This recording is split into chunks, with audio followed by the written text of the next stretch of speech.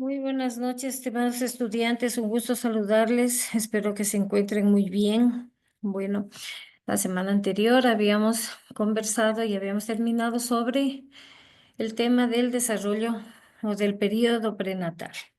Ahora vamos a conversar ya un poquito sobre la segunda etapa del desarrollo, que es la etapa, sí, del desarrollo. Esta es una etapa muy importante.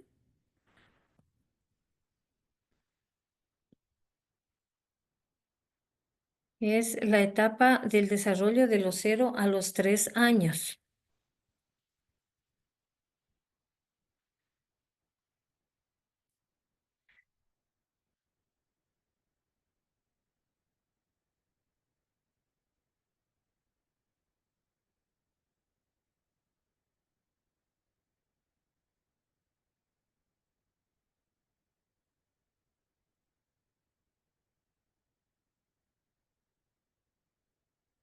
Bueno, cuando nosotros hablamos de esta etapa del desarrollo, prácticamente debemos entender, pues, de qué nos referimos a desde el momento en que se nace en adelante hasta los 3 añitos. Em, es importantísimo tener en cuenta, ¿sí? Que esta etapa del desarrollo es muy significativa, dado que prácticamente el ser humano nace al mundo exterior, sale al mundo exterior, desde el vientre materno, donde ha estado por 9 meses protegido, cuidado, ¿sí? Envuelto en su burbuja. Em, Podemos decir que aquí, pues, eh, este, bueno, este gran paso, pues, a esta etapa es muy significativo. Existen, bueno, dentro de estas características, podríamos llamarlo así, del nacimiento, en cuanto a la parte cultural, existen muchos cambios, ¿no? Han venido dándose muchos cambios a lo largo de la historia. Antiguamente, por ejemplo, nosotros veíamos cómo la mujer rodeada de familiares de su mismo género. Inclusive cuando nosotros vemos películas de la antigüedad, por ejemplo, vemos cómo solo mujeres estaban en un mismo cuarto, las unas llevaban el agua caliente o el agua tibia, las otras llevaban sábanas limpias, otras llevaban esto, bueno, y ayudaban, ¿no es cierto? Se sentaban en la cama o de pronto en el establo, bueno, dependiendo de la posición también socioeconómica de la familia, y daban a luz, ¿sí? En otros tiempos, por ejemplo, podría describirse también una lucha contra la muerte de la madre y el hijo, dadas por las tasas de mortalidad materno infantiles que se han venido viendo a lo largo de la historia. Las mujeres, pues bueno, antes parían en las casas, y lo cual pues aumentaba el riesgo de mortalidad materno-infantil por la falta de justamente de higiene que se venía viendo. Ya para inicios del siglo XX, como veíamos nosotros anteriormente, en semanas anteriores se había comentado también esto, a inicios del siglo XX es cuando recién por ejemplo, se crean las primeras casas de salud que de alguna manera pues han ayudado y han sido un coadyuvante en este sentido, ¿no? De velar, digamos, por la salud, por la integridad física y bueno, y por la salud en general, tanto de la mamá como del recién nacido. Entonces, la creación de estas casas de salud pues que han contribuido a reducir prácticamente la mortalidad infantil en un gran porcentaje, ¿sí? Las investigaciones, bueno, que se han venido dando a lo largo de la historia, pues indican que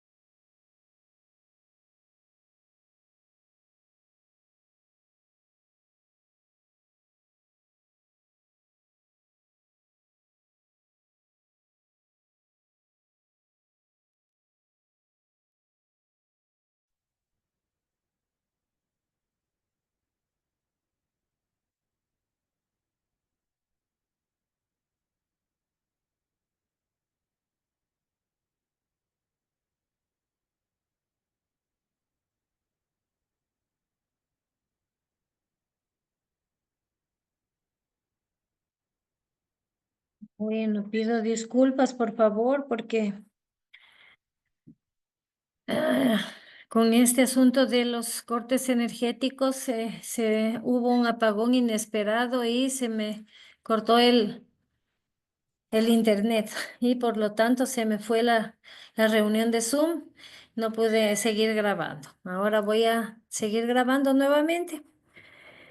Bueno, como les comentaba, entonces existen diferentes pues, situaciones culturales, ¿no es cierto? Que a lo largo de la historia se han venido observando.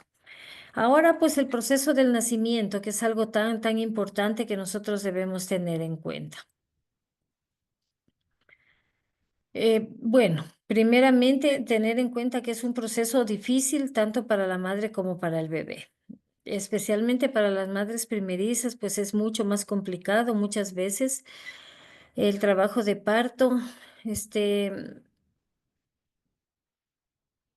eh, Nosotros sabemos que el feto se va ubicando, ¿sí?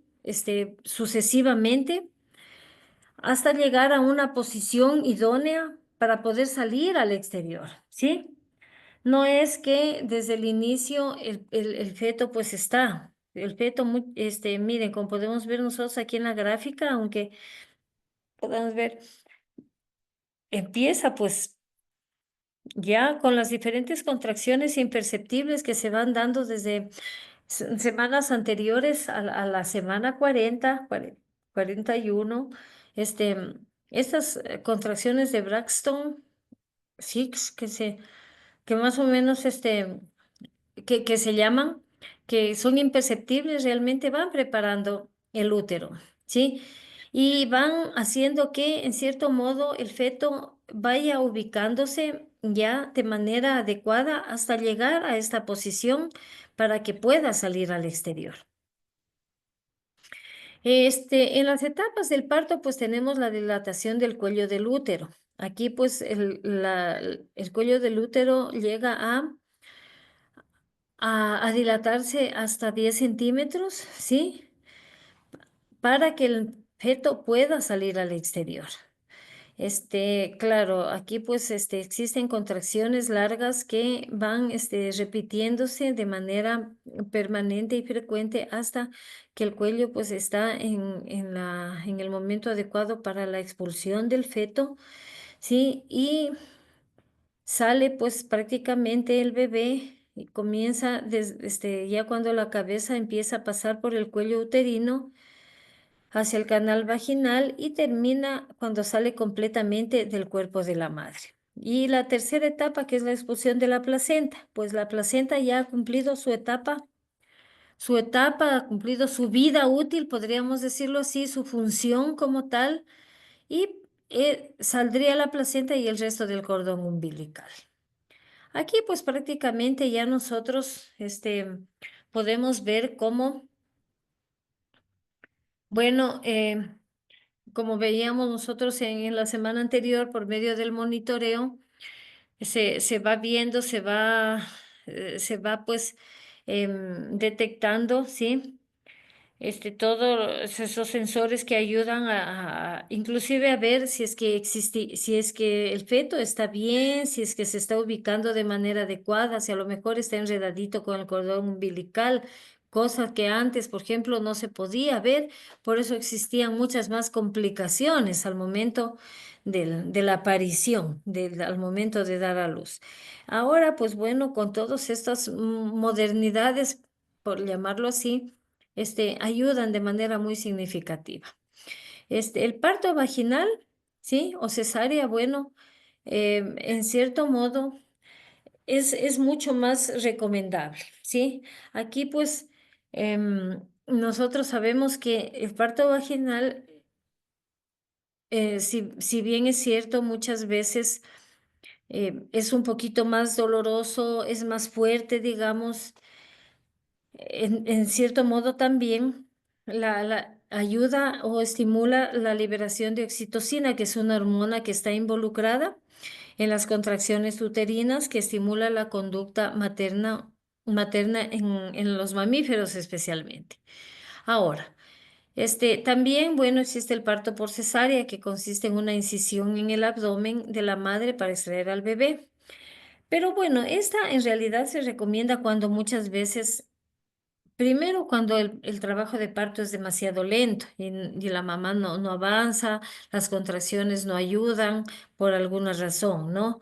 Cuando a veces el feto, por ejemplo, está enredado con el cordón umbilical y no puede salir de manera adecuada, o cuando la posición del feto no es la adecuada, no está, digamos, con la cabecita ubicada en su lugar para salir, como lo habíamos visto en las gráficas anteriores. Entonces aquí, pues, digamos, bueno, sería lo adecuado, ¿sí?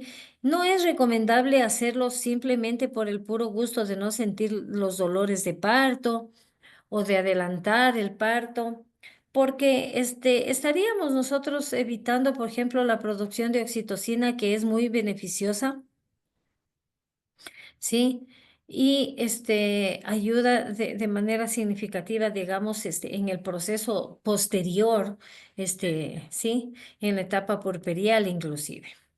Bueno, inclusive, por ejemplo, el parto por cesárea, pues tiene complicaciones a futuro, digamos, bueno, incrementa las posibilidades más bien de sufrir problemas de embarazos futuros. Em, También existe, por ejemplo, bueno, una discrepancia entre el parto medicado o no medicado, ¿sí? Antiguamente, por ejemplo, a la mujer se la sedaba con éter o con cloroformo para que no sienta tanto dolor, pero prácticamente esto resulta un poco,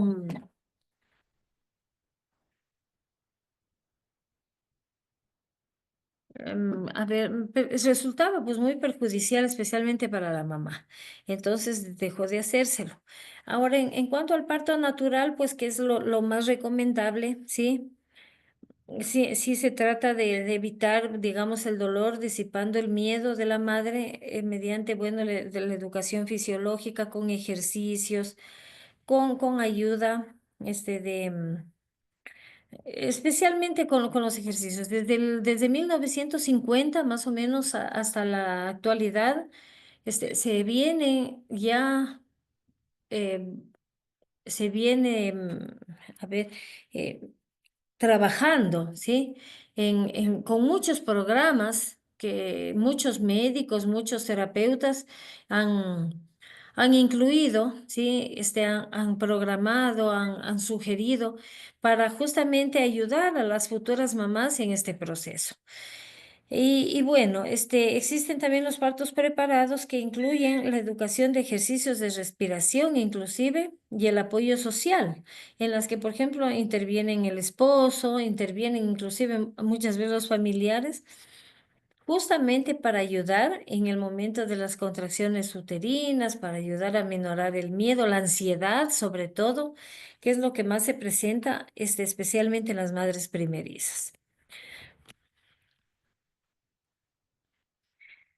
Ya una vez que se ha pasado por el momento por el momento crucial del parto, ¿sí? El recién nacido llega, ya está en el mundo exterior, ya experimenta, se pega su primer llantito, que es bueno, prácticamente la primera demostración de que ha aspirado o ha inspirado su primera bocanada de airecito y lo expulsa, lo cual pues prácticamente es una demostración de que está bien, en cierto modo. Este periodo neonatal, sí, el neonato, que es el recién nacido, abarca las 4 primeras semanas, o sea, el primer mes. Y es fundamental. Este primer mes es crucial, es importantísimo, es de mucha significancia en el desarrollo humano de todo ser humano. Periodo de transición, desde o sea, el neonato se considera el periodo de transición del útero, donde el feto pasaba de ser sostenido, como les decía al inicio, de estar en su burbujita, de estar allí guardadito en el vientre de la mamá, de ser sostenido por la mamá enteramente, a ser un ser, bueno, en cierto modo independiente ya en el mundo exterior. Entonces, aquí nosotros, por ejemplo, vemos ya cómo saber, por ejemplo, si el niño, por ejemplo, está bien. Sí, existen muchos parámetros que nos indican, por ejemplo, este, el, que el niño, que el recién nacido, está dentro, digamos, de los estándares adecuados, como,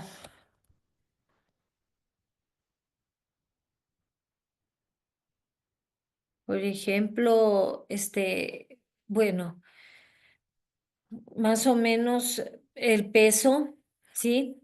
La estatura. Entre 45 y 55 centímetros es lo estandarizado. A veces pesan un poquito más, a veces miden un poquito más.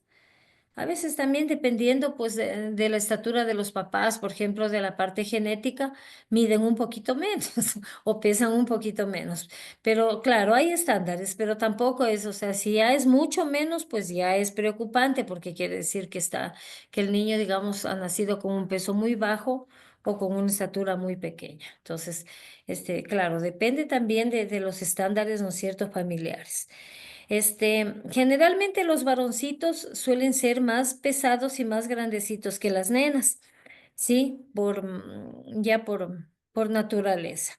Pero bueno, los primeros días, los neonatos bajan hasta el 10% de peso porque pierden el líquido, ¿sí? Es como que se hacen chuzitos. Y a veces eso preocupa cuando la mamita no sabe, por eso el médico siempre les explica. A veces dicen, bueno, ¿por qué? Porque nacen como un poquito hinchaditos por el líquido amniótico, sí, que a veces al momento de nacer se ingiere. Entonces van perdiendo líquidos y van bajando de peso, bajan como un 10% del peso, pero luego con la leche materna ya vuelven otra vez a restablecerse. Bueno, prácticamente debemos tener en cuenta que durante el embarazo, el feto y la madre tienen sistemas circulatorios separados, ¿no es cierto? Y latidos cardíacos diferentes. Antes de nacer también las funciones de circulación, respiración, nutrición, eliminación de residuos y regulación de la temperatura se realizan a través del organismo de la madre. Una vez que nace, pues el bebé, ya esto lo hace el bebé solito. El feto obtiene oxígeno a través del cordón umbilical que lleva la sangre usada a la placenta y devuelve un aporte filtrado mientras está dentro de la madre.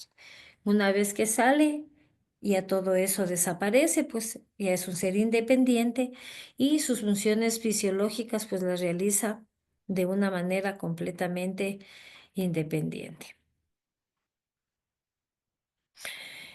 Cuando el bebé nace, lo primero que se aplica es la escala de Apgar, ¿sí? Es una evaluación médica y conductual que prácticamente se la realiza ya desde hace décadas porque es la que nos da la pauta para nosotros, para, digamos, médicamente poder determinar la apariencia, el pulso, la gesticulación, la actividad y la respiración. Por eso es APGAR, ¿sí? Cuando nosotros, por ejemplo, vemos aquí bueno, en esta tablita, más o menos las características y la frecuencia, podríamos entender, la importancia, ¿no? Entre el minuto de nacido a los 5 minutos después del parto, se valora a los bebés con la escala de Apgar. Prácticamente es que esta es una medición estándar a nivel mundial, ¿sí? Y esto da la pauta para saber si necesita atención inmediata o si no necesita ningún tipo de atención urgente y si está digamos, dentro de los estándares de un bebé sano o necesita, digamos, algún tipo de intervención o de contingencia inmediata. Entonces, aquí pues esto es muy importante y significativo. Bueno. La valoración también. Por ejemplo, existen valoraciones del estado neurológico, existen escalas, por ejemplo, de exploración neonatal de condiciones médicas que se les aplican, pero esto ya es despuesito, ya después de algunos días. Todas estas escalas, todas estas valoraciones son muy importantes, se les van haciendo a los niños conforme van pasando los días, justamente para determinar este, cómo están sus habilidades, sus potencialidades, si los huesitos están creciendo bien, si, digamos, si necesitan tal vez algún tipo de alimentación especial, si se está alimentando bien, etcétera, etcétera, etcétera.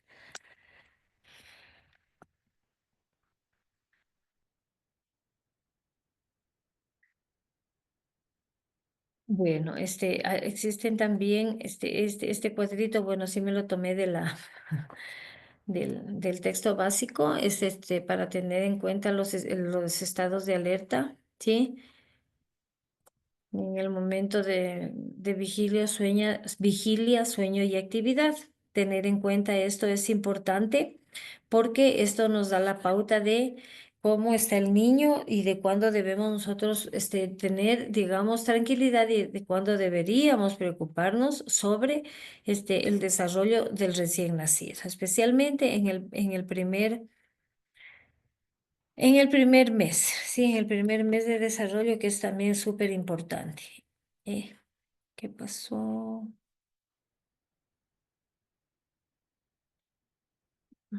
Ah, se me fue la... ya.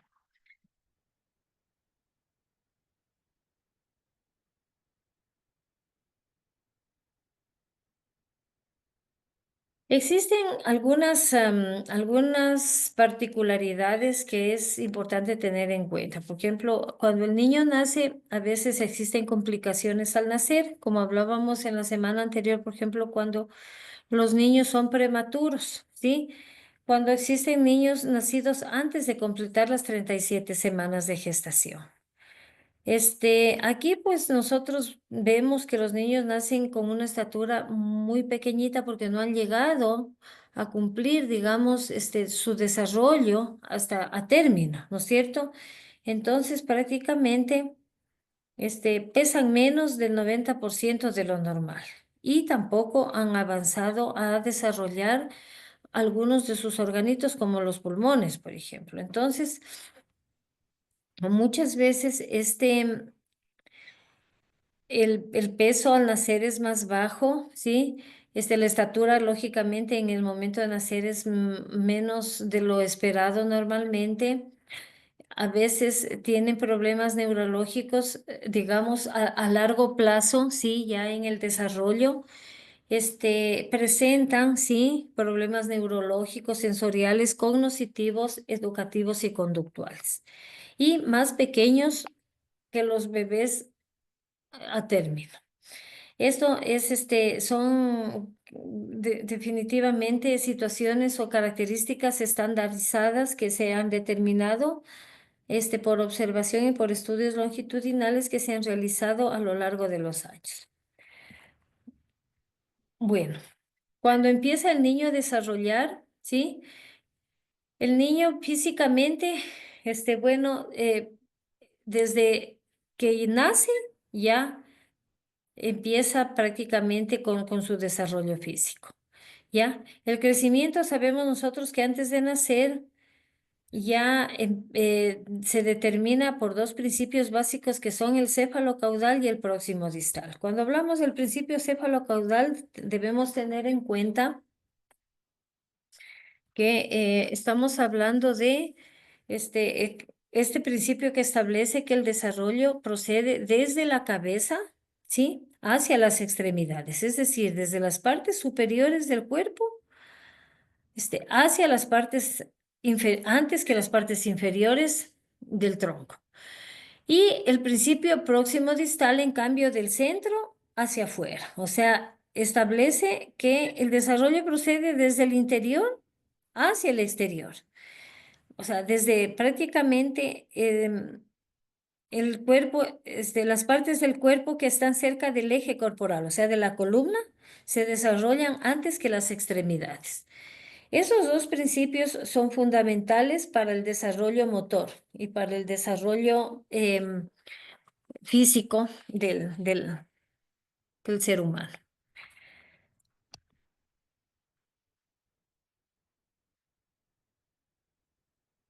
Es importante también tener en cuenta, sí, los beneficios de la leche materna, este, o sea, podríamos decir leche materna versus biberón.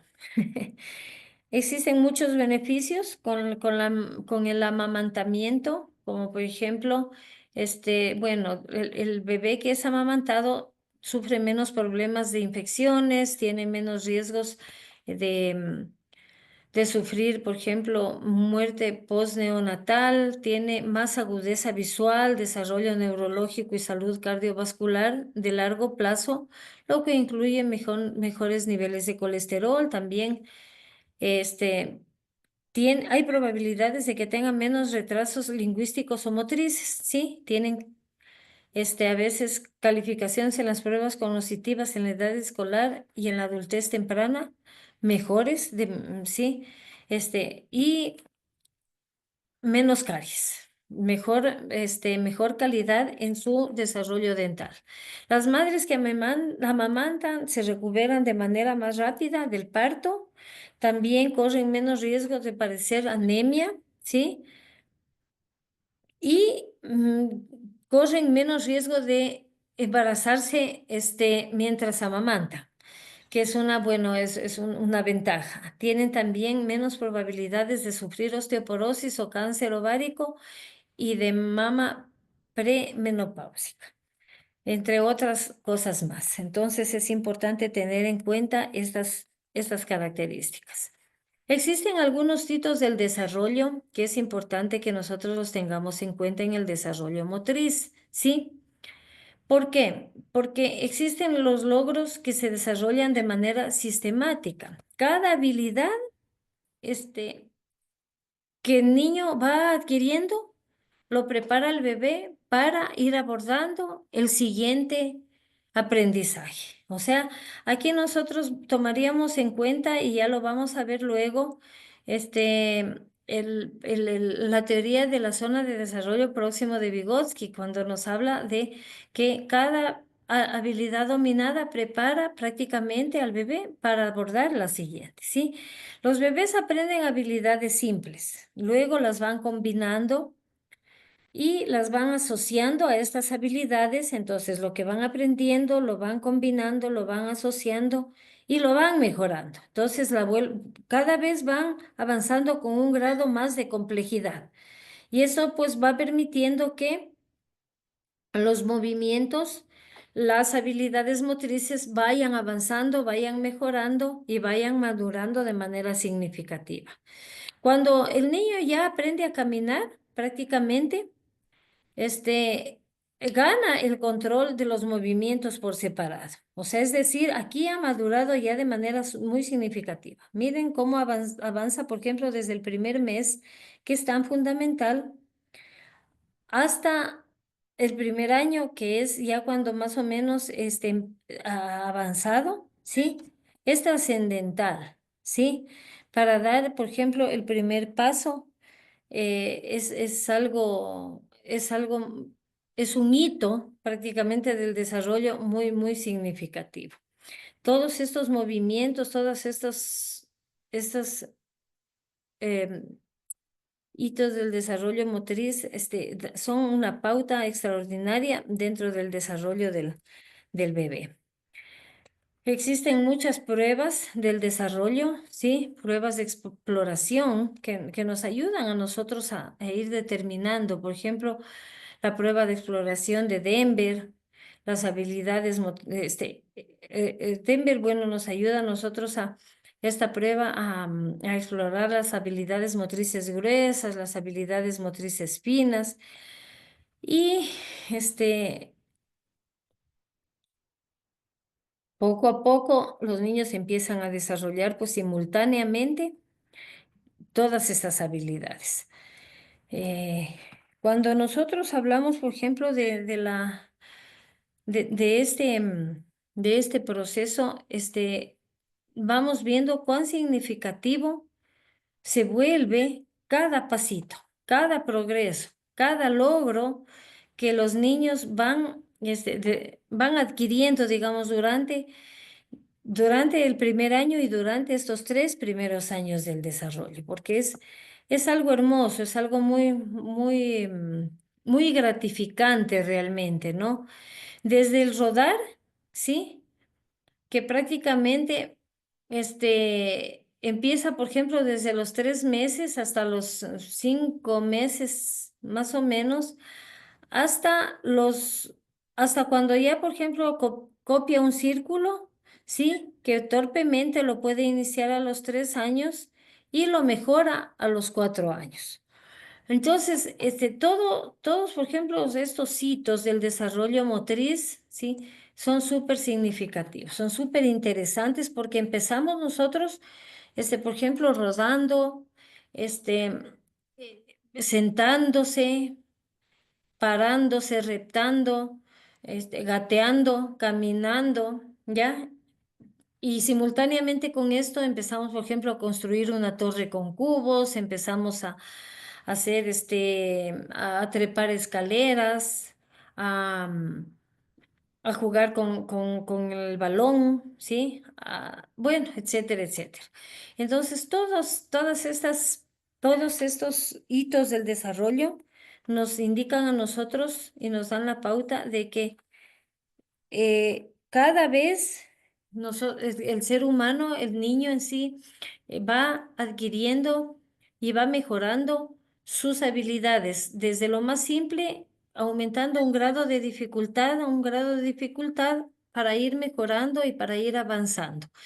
Este desarrollo físico, lógicamente, también tiene mucho que ver, lógicamente, y con el desarrollo cognitivo, pero bueno, nosotros para efecto de estudio, lógicamente, siempre estudiamos por separado cada ámbito del desarrollo.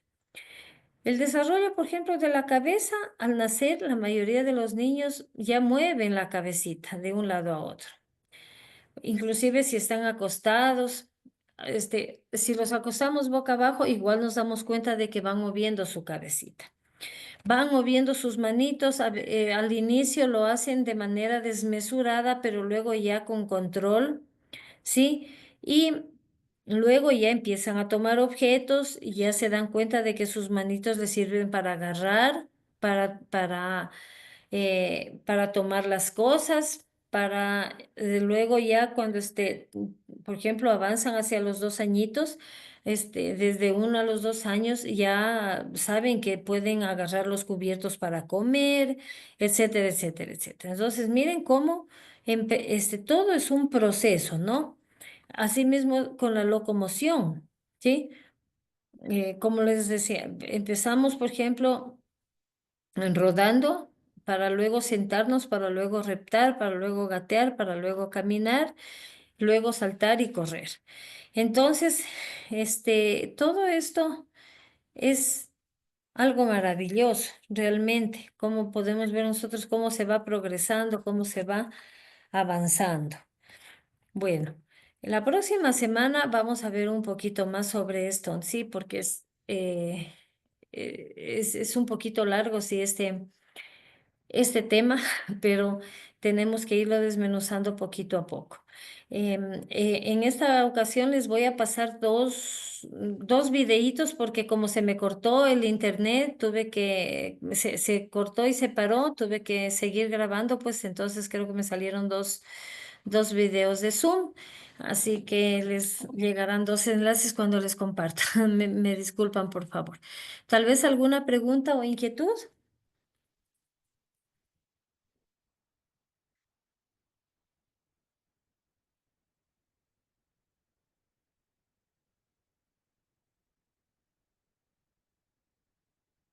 Ah, ya. A ver, Damaris, usted me pregunta qué enfermedades pueden adquirir si nace un bebé con un peso bajo. O sea, más que nada, digamos, al nacer con un peso bajo, es más propenso, digamos, el niño ¿cómo es? A no desarrollar defensas de manera adecuada, por cuanto tiene, digamos, más dificultades para poder tener un desarrollo normal, ¿sí? Un desarrollo adecuado más que normal. Entonces, digamos, cuando nace con un peso bajo, es importante, por ejemplo, ayudarles con suplementos. Generalmente el pediatra lo que manda es, aparte de la leche materna, por ejemplo, a veces un pequeño suplemento para poderle ayudar al bebé, en este caso, a mejorar, digamos, la parte nutricional. Y con esto evitar que, por ejemplo, se puedan adquirir enfermedades como, por ejemplo, una neumonía, una, sí, o algún tipo de, digamos, de enfermedad, de complicación, por ejemplo, de contagio bacteriano o de contagio por algún otro tipo de, sí, de virus que puede estar en el ambiente, ya que son muy susceptibles justamente por el bajo peso, a veces de adquirir, de no tener desarrolladas adecuadamente sus defensas, adquirir con más facilidad cualquier tipo de afección, sea bacteriana o sea viral. Bueno. Sí. Mm,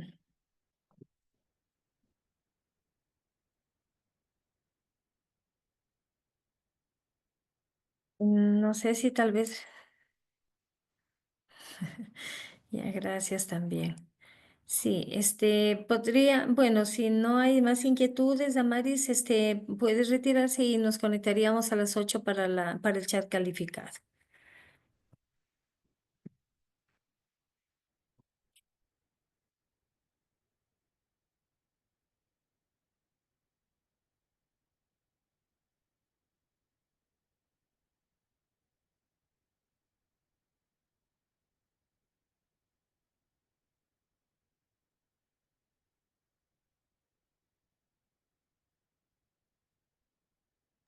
Bueno, chao, profe.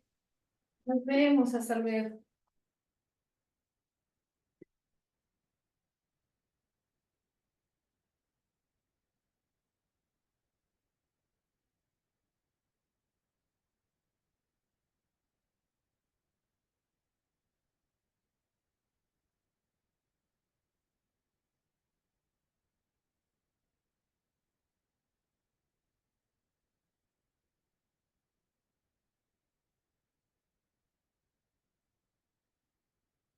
Pues, hombre.